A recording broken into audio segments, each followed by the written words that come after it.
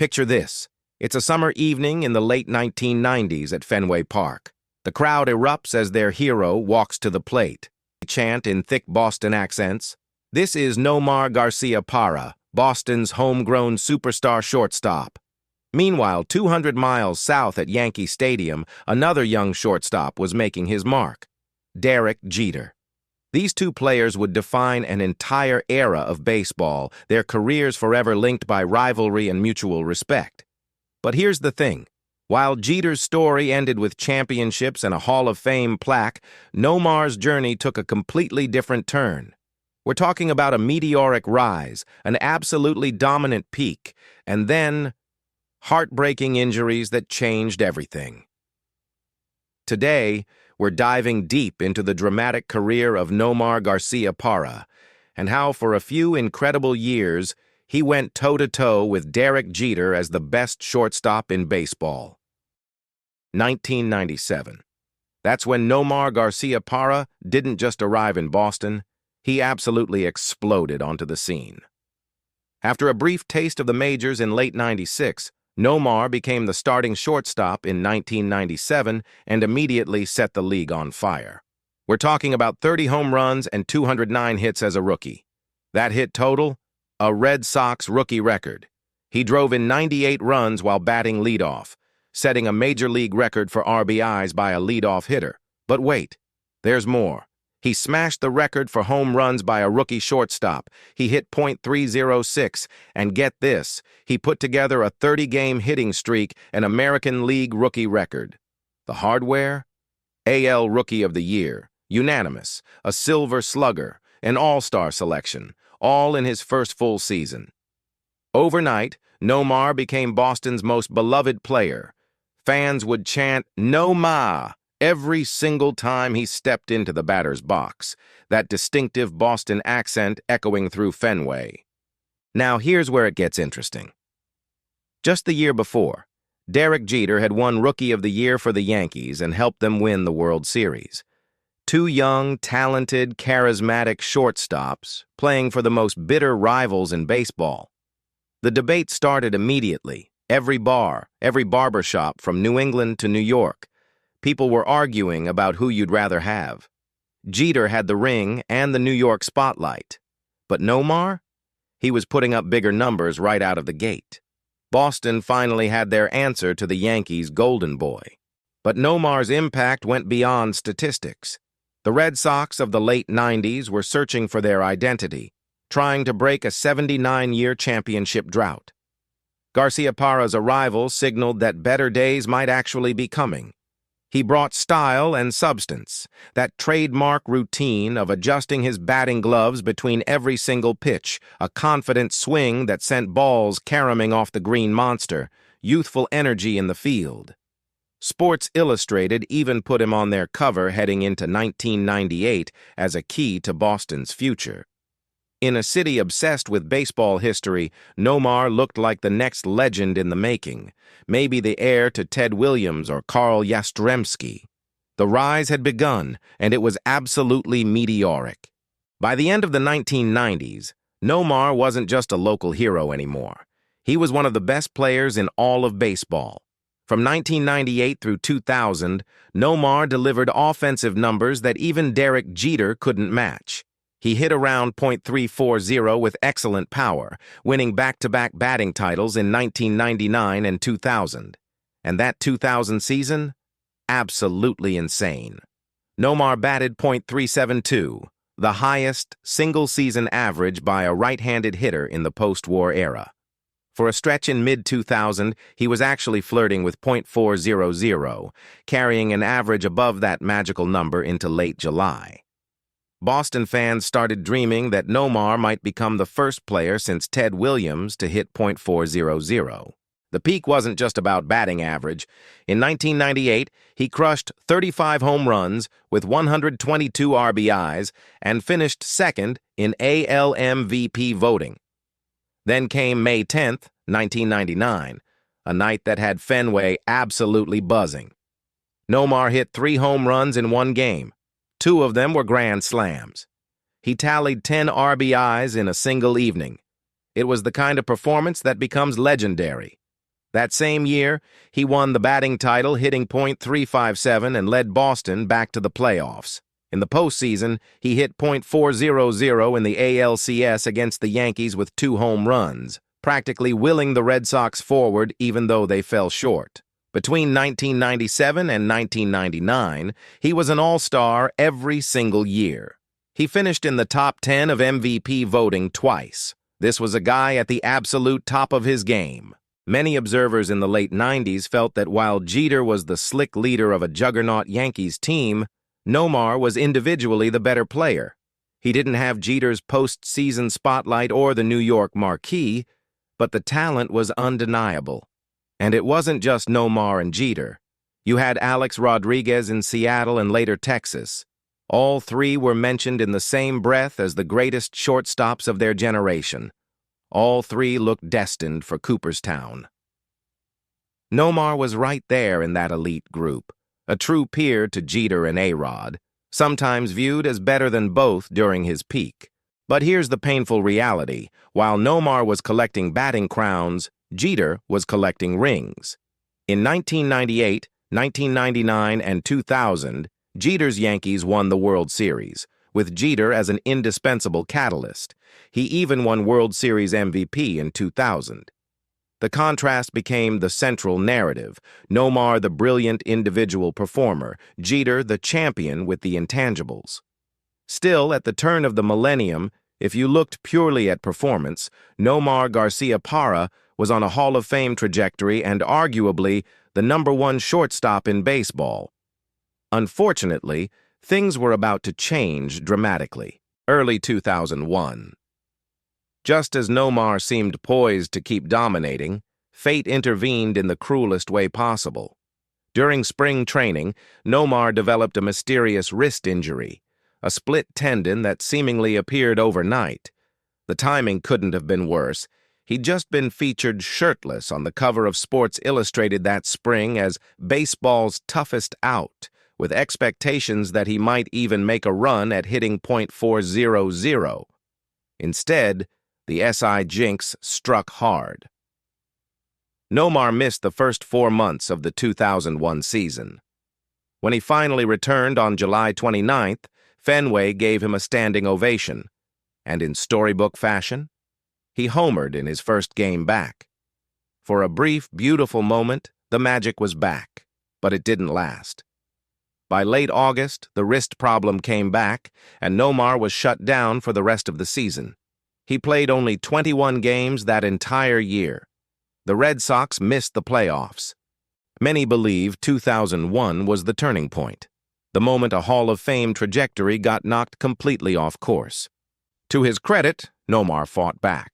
In 2002, after intensive rehab, he had a solid season, .310 with 24 home runs and 120 RBIs, playing 156 games, the most in any season of his career. He led the league with 56 doubles. On his 29th birthday, he gave Fenway a show by belting 3 home runs. He made the All-Star team again and looked every bit the franchise player. But the Red Sox still fell short of the postseason. By 2003, Boston had built a powerhouse around Garciaparra, adding Manny Ramirez and David Ortiz. Nomar was excellent in the first half, batting .319 and earned another All-Star selection. What happened next made everything worse. That winter, the Red Sox front office very publicly pursued a trade for Alex Rodriguez, a move that would have almost certainly meant shipping Nomar out. For a proud player like Garciaparra who had given everything to Boston, this felt like a slap in the face. Though the A-Rod deal fell through, A-Rod ended up with the Yankees instead, the damage was done. Nomar felt betrayed. He entered 2004 in the final year of his contract with no extension and a cloud of uncertainty hanging over everything. Oh, and he began 2004 on the disabled list again, this time due to Achilles tendonitis that kept him out until June. The injuries were becoming chronic. The relationship with the team was falling apart. When Nomar returned from the Achilles injury in June, he actually hit well, .321 in 38 games. But observers noticed his defense had slipped. His range was diminished. He just didn't look as quick in the field. Meanwhile, the Red Sox were underperforming and chasing the Yankees. Tensions were sky high.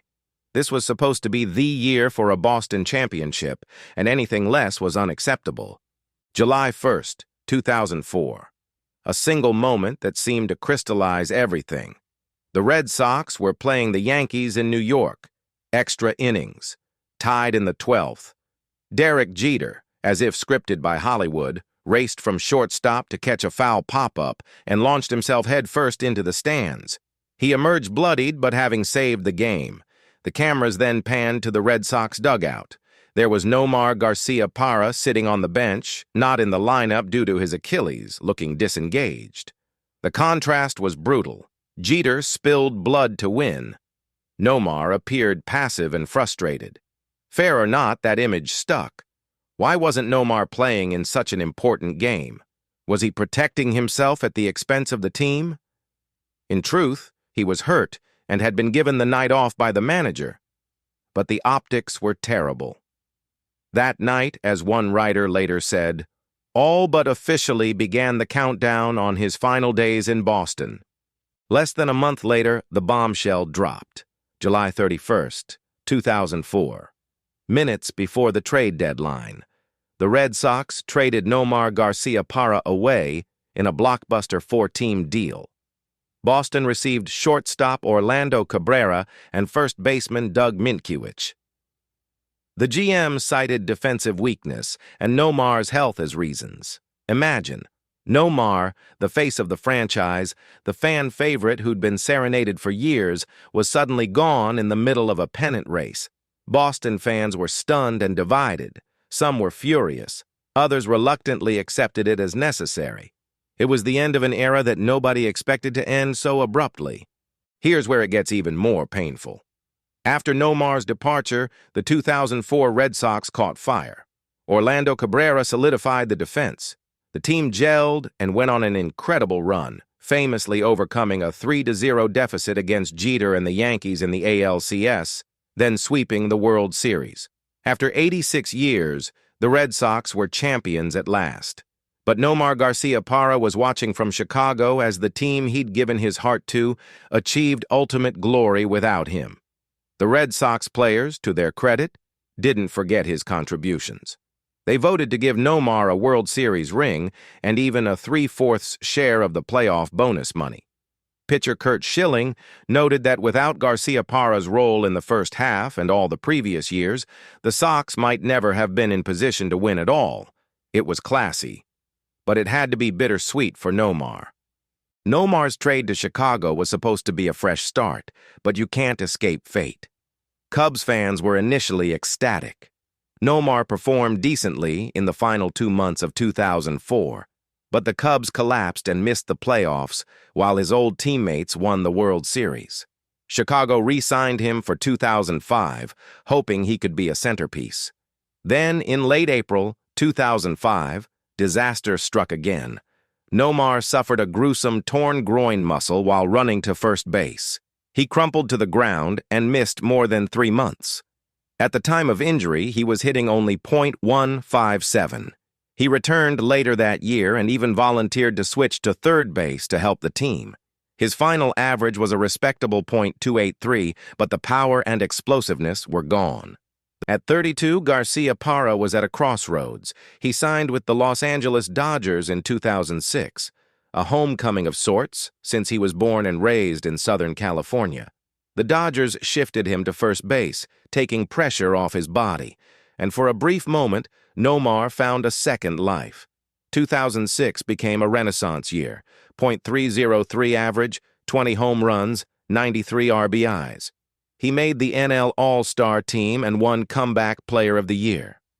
Dodger Stadium fans chanted, "No Ma," just like the old days.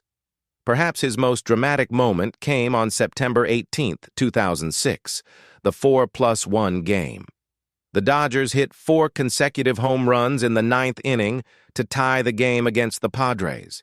In the 10th, Nomar delivered a 2-run walk-off homer to win it. It was as if the baseball gods gave him one last signature moment in the sun. The Dodgers reached the postseason that year, Nomar's first playoff appearance since 2003, though they were eliminated in the division series. 2007 and 2008 with LA saw his performance dwindle as injuries continued. He was no longer an everyday star, just a role player and mentor. In 2009, Nomar signed with Oakland for one final season, mostly coming off the bench. At 36, he decided to hang up his spikes. Coming home. In March 2010, Nomar signed a ceremonial one-day contract with the Boston Red Sox to officially retire as a member of the Red Sox family. At a press conference at Fenway, a tearful Nomar expressed his love for the fans and the city, bringing everything full circle. The Fenway faithful forgave any hard feelings, remembering only the great days. In time, the Red Sox inducted Nomar into the Boston Red Sox Hall of Fame, a fitting honor for one of the franchise's brightest stars. Nomar Garciaparra's career raises one of baseball's favorite questions. How much of greatness is determined by longevity and rings versus peak performance? In terms of peak, Nomar's was as brilliant as almost anyone's. In his first 6 full seasons, he hit .325 and slugged .557, averaging around 190 hits, 30 homers, 100-plus RBIs per year, with 6 All-Star selections. His career batting average of .313 is actually higher than Derek Jeter's .310. He's one of very few right-handed hitters in modern times to win multiple batting titles. At his best, he was a dynamic defender too, certainly better defensively at shortstop than Jeter by advanced metrics. In fact, for a 7-year peak window, Nomar's WAR7, wins above replacement for his 7 best seasons, narrowly edges Jeter's. By any measure of individual brilliance at his peak, Nomar belongs in the conversation with the top shortstops of his era.